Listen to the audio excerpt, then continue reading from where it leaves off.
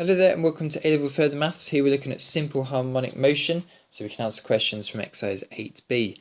Now you may have seen this in physics or mechanics, but here we're looking at the equation solving element to do with second order differential equations in the topic of simple harmonic motion. But first of all, for new readers, let's start here. What is simple harmonic motion? Simple harmonic motion is motion where the acceleration of particle p is always directed towards a single fixed point which is on the line of motion. So it accelerates, so it creates an oscillating pattern around a fixed point. If it's always accelerating towards the centre, then it's always going to be moving back towards the centre point O. So it kind of oscillates, goes from one point to the extreme, back to the extreme, back to the centre, to the extreme, to the centre, etc, etc. Let's look at a diagram. Imagine that left to right is the positive direction. So left to right is positive. So if we have a fixed point in the centre and the particle is currently at the extreme P, on this side, displacement is positive if we look from left to right and assume that that's positive, so this direction here is positive.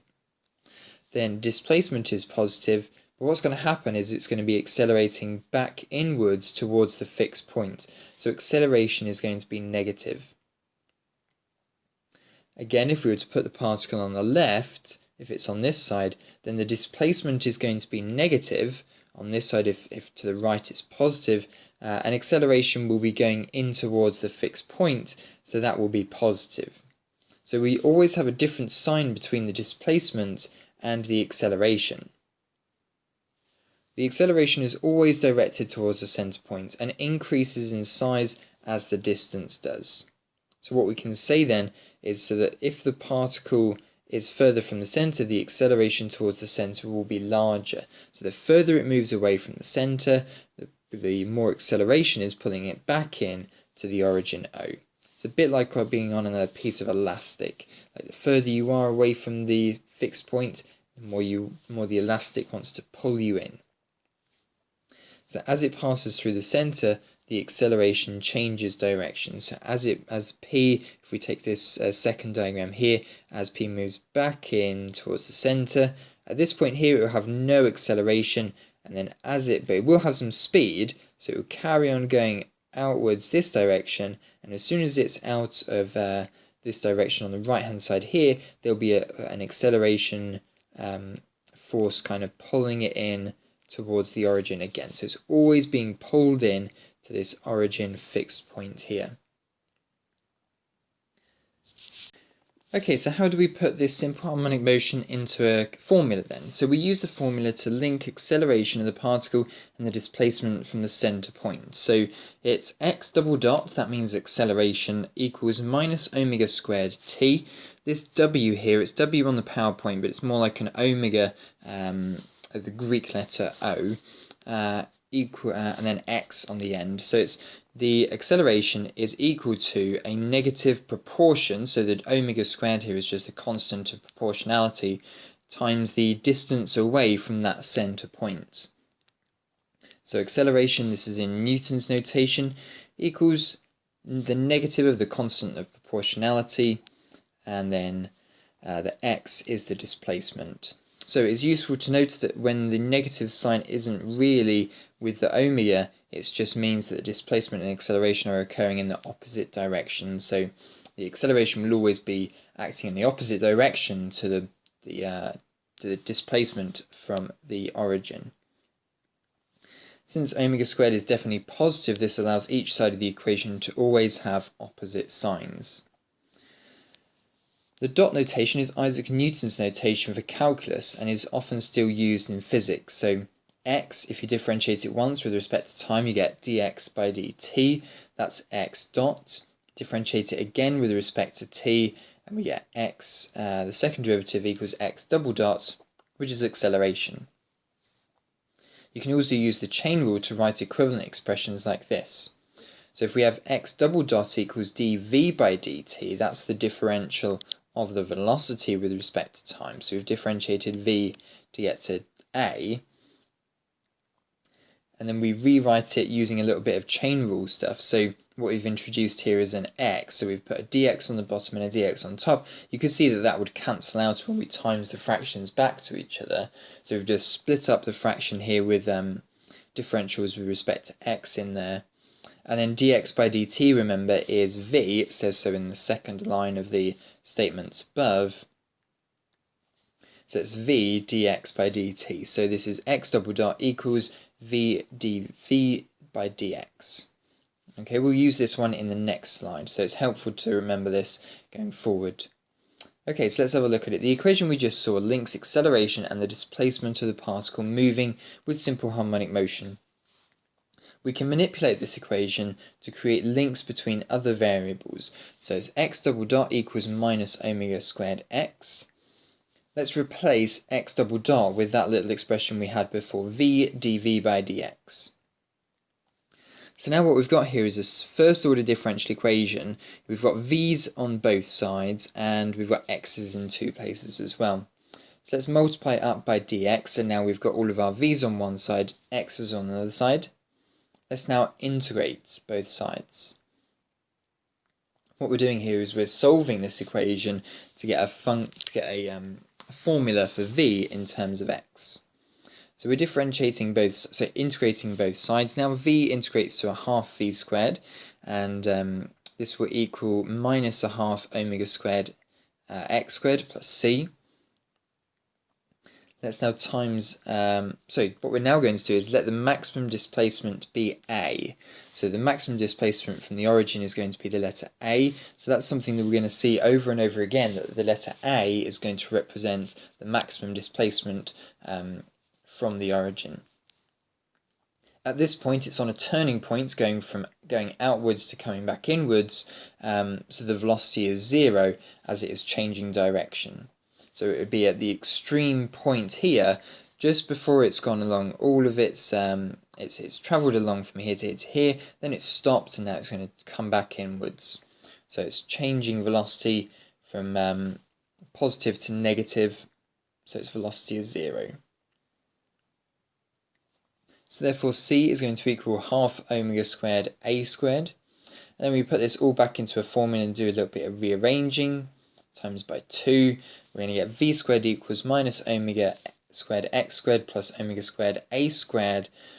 We can't square root here, that wouldn't work. You can't just get rid of those squares by square rooting. But what we can do is factorise the right hand side to v equals omega squared and brackets a squared minus x squared. So this is a formula that links the constant of proportionality, the maximum displacement from the origin, the distance that it's currently away from the origin at, and the velocity. This formula here is very helpful indeed. It's another important point that needs remembering. So I'm popping these at the top here, those important formulas that need remembering for simple harmonic motion. Okay, once we've done that, we can even go a step further. So far we have a formula linking acceleration and displacement. We have that one, and so far we also have a formula linking velocity and displacement as well. That's this one here. So what about displacement and time?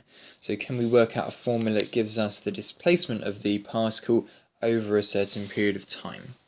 So let's take this v squared equals omega squared brackets a squared minus x squared and square root both sides. So we're going to get a horrible little square root on the right hand side there, but omega squared will square root and v will square root as well.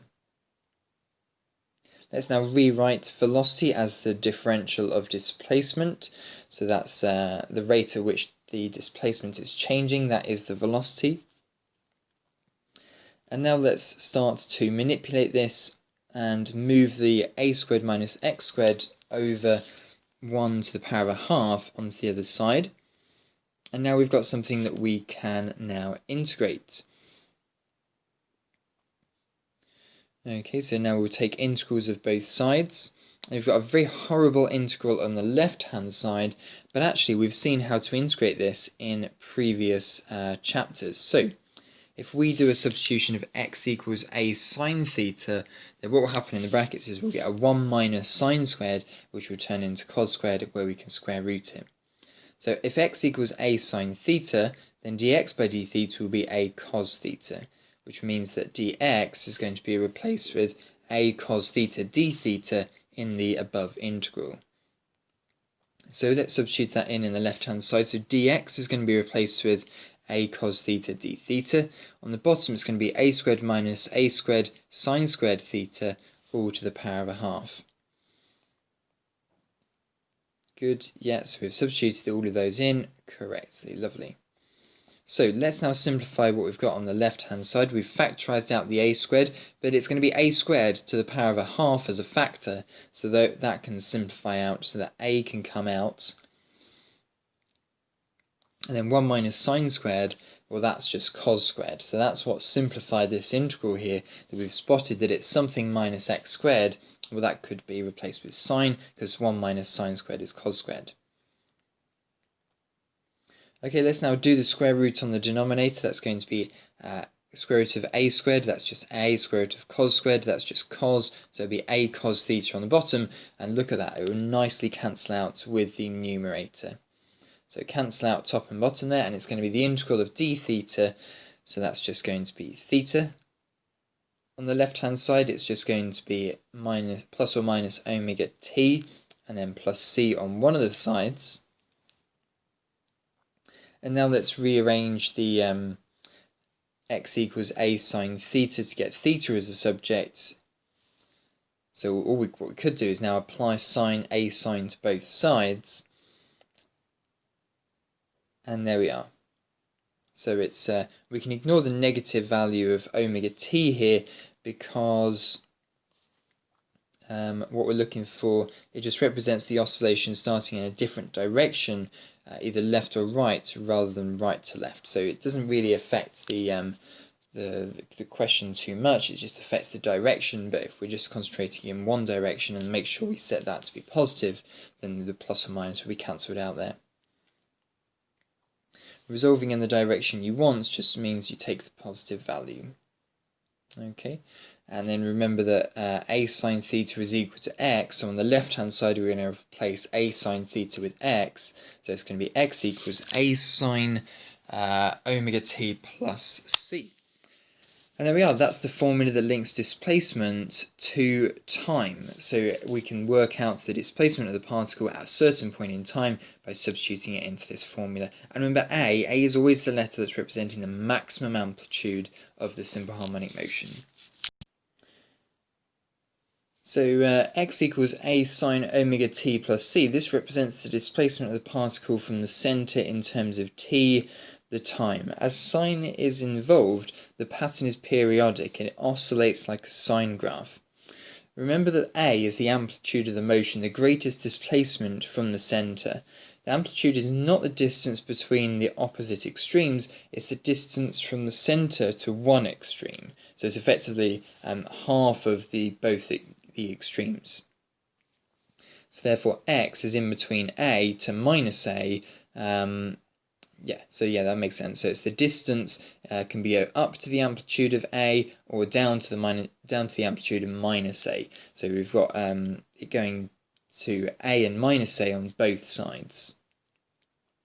These are special cases that are very useful. So let's have a look at these special cases. Case number 1 is when c equals 0. So what will happen when c equals 0? We'll just have the sine graph. So it'll start at the centre, and it will then go up to 1 on the sine graph. So if it's got a in the front, it will go up to a. Then at 180 degrees or pi radians, it will come back down at 0. And when it's at 3 pi by 2 radians, it will go down to minus a, and then it will finish up back at the origin again. So it's going to look like this kind of graph here. When c equals 0, the particle will start in the centre and will travel outwards to the first maximum amplitude.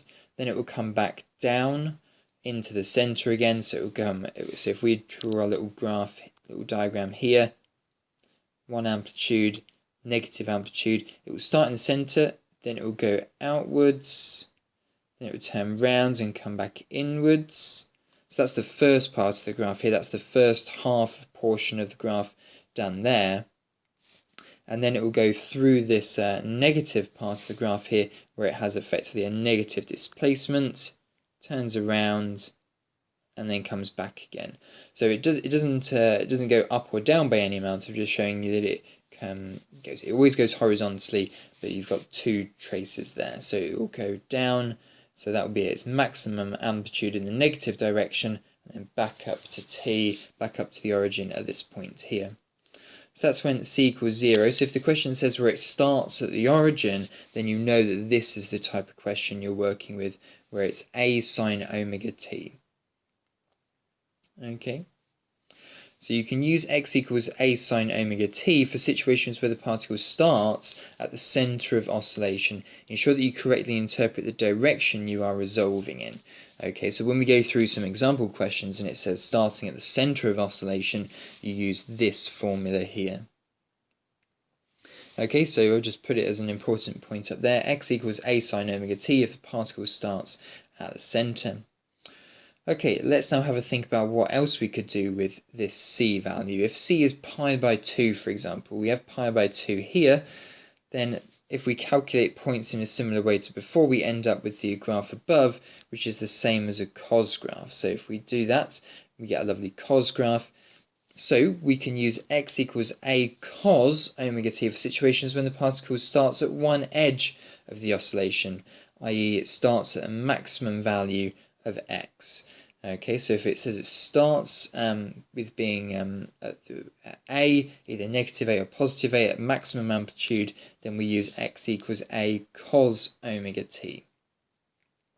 Okay, and then for anywhere in the middle, in between 0 to pi by 2, then it will just start at some point in between the origin and the maximum amplitude, and then it will look something like this. So you can always use x equals a sine omega t plus c for situations when the particle starts at neither side of the centre or the extreme points of oscillation. It starts at effectively c on one side. Okay, so note that in all cases the period of motion is given by 2 pi over omega. So the full time that it takes to go through one oscillation, that's from the centre outwards, back to the negative side, back to the centre, or starting at either extreme or starting in the middle of all of that, to go through one full motion of simple harmonic motion, the time is 2 pi over omega. Okay, because if you look inside the brackets here, it should be 2 pi for a full revolution of sine, but then we've got the omega in there, so we need it to be a transformation of divided by omega so that it cancels out, and so that what's inside the brackets just goes from 0 to 2 pi. Okie doke. Right, so we're going to get stuck into an example question now. So a particle is moving along a straight line. At time t seconds, its displacement x meters from a fixed point O is such that the second derivative is equal to minus 4x. So this is classic simple harmonic motion stuff here. Given that t equals 0, x equals 1, and that the particle is moving with velocity 4 meters per second, find an expression for the particle's displacement after t seconds. Determine the maximum displacement of the particle from O. Okay, so let's get started. So it's the second derivative equals minus 4x. So what we could do here is rearrange and use second order differential technique. So it's going to be move, so your y is effectively x in this question and your x is t in this question. So it's d squared x by dt squared plus 4x equals 0. So let's start with that auxiliary equation. Find your roots, which will be plus or minus 2i, and then we'll substitute it into the complex solution for the complementary function of the imaginary roots. So it's that one up there. So the 2 goes in with the sine and the cos on the t's, and then it will be any real parts would be on the exponential out the front, but that's not needed because we'd have an exponential part of 0. Okay, so there we are. That's an expression for x equals, this is an expression for the particle's displacement after t seconds. And now we can try and find what a and b are. So we know that when t equals 0, x equals 1. So let's substitute that in. And we're going to get that a equals 1. So now we can include that in the relationship above. So we're going to rewrite this thing here, but now with a equals 1 in it. Now we're going to differentiate, and that will give us the velocity, and then we can plug the velocity in with t equals 0. So we'll differentiate first. And then substitute in t equals 0, dx by dt equals 4. That's the derivative, which is velocity. And then work out what this is. So 2b equals 4, so b equals 2.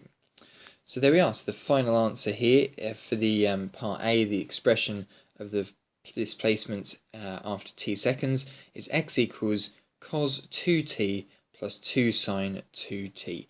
So that was all done by second order differential equation techniques. Okay, so now that we know the answer to part A, x equals cos 2t plus 2 sine 2t, we can now work out the maximum displacement of the particle from O. That's effectively working out A in this question. So what we're going to do is we're going to need to find the maximum displacement, we need to find the amplitude of the graph. So we're going to need to write it in terms of sine or cosine only. So what we'll do is we'll take our answer to part A, x equals cos 2t plus 2 sine 2t, and write it in terms of r sine 2t plus theta, where theta is an angle that we can work out and r is a value we can work out as well. This is a technique from second year in trigonometry. So what we'll do is we'll expand the left hand side and then equate coefficients. So the coefficients in front of sine 2t on the left is r cos theta, and on the right is 2. And for cos 2t, the coefficients are r sine theta on the left and just 1 on the right.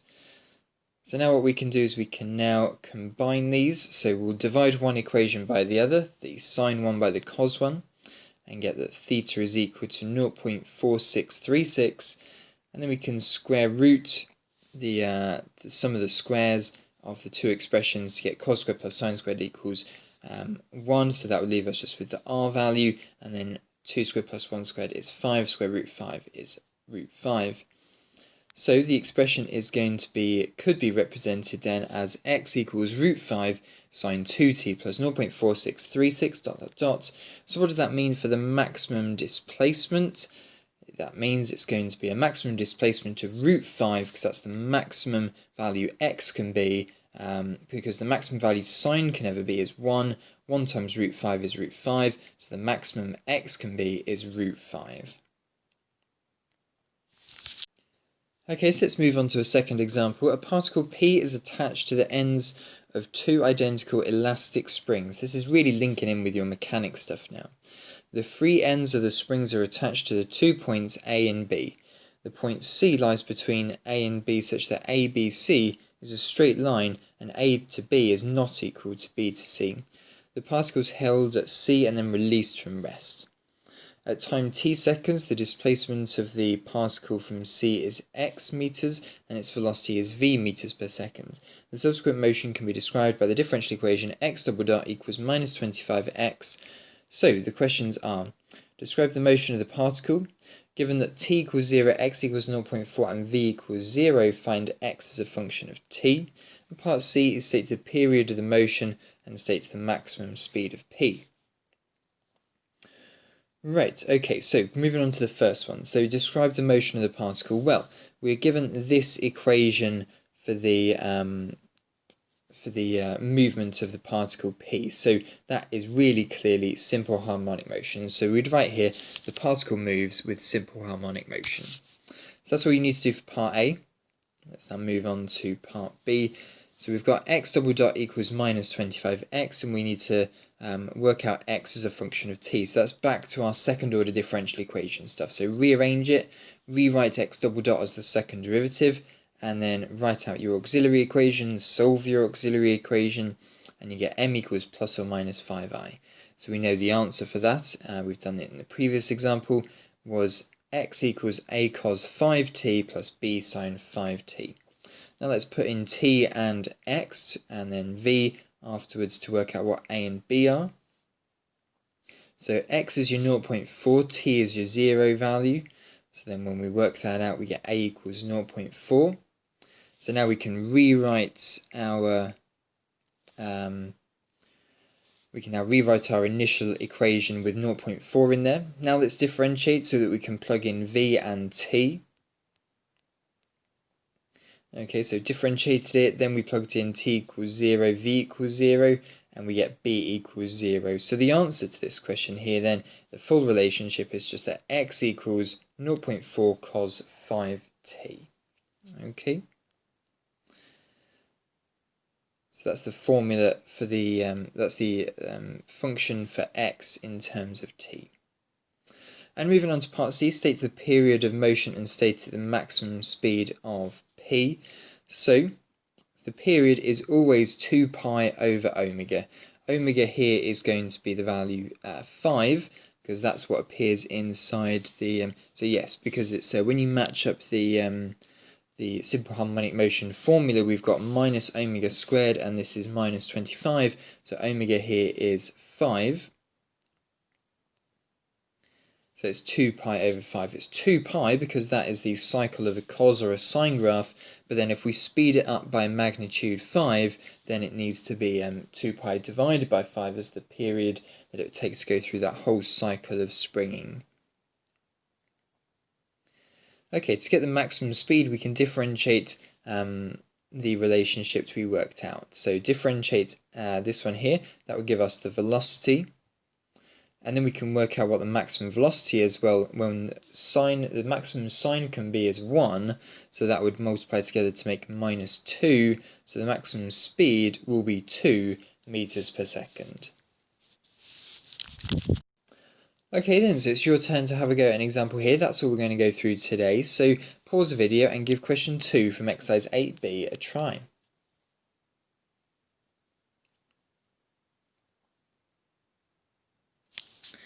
Okay, so let's get started with part A then. So it's going to be x double dot equals minus 16x. So therefore that means it's the second derivative plus 16x equals 0. This is now a second order differential equation that can be solved. So let's write out the auxiliary equation. M squared plus 4 equals 0. So therefore m is going to equal, 16 rather, I was already one step ahead and square rooted it onto the other side, so you get plus or minus 4i. So therefore x is going to be a cos 4t plus b sine 4t. So what we'll do next is we'll now plug in the values of t equals 0 and x equals 5. So when x equals 5, t equals 0, so that's going to be a, cos of 0 is 1, sine of 0 is 0, so we know that a is 5. So when we now rewrite out our relationship with 5 in, we get 5 cos 4t plus b sine 4t.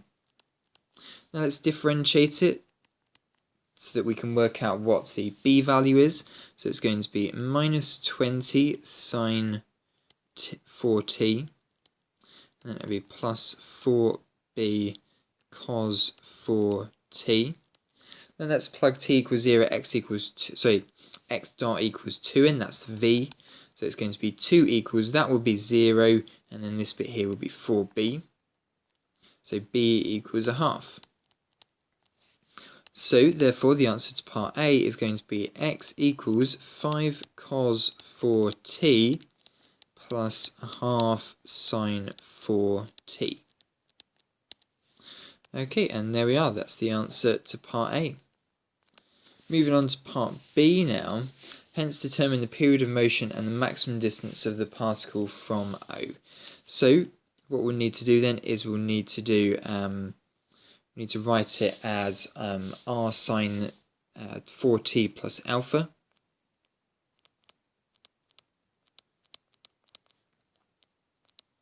And that will equal this expression here. And the way we work out r is going to be the square root of 5 squared plus a half squared. So that's going to be 25.25 square rooted. I haven't got a calculator on me at the moment, so I'll just have to leave it like that. Square root of 25.25. And the period of motion, the period is always 2 pi over omega.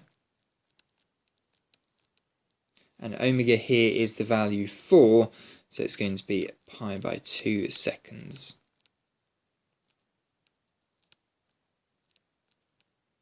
Okay, so there we are. So that's the time that it would take to oscillate through its full motion, and the maximum distance from this particle from the centre point O will be root 25.25 meters.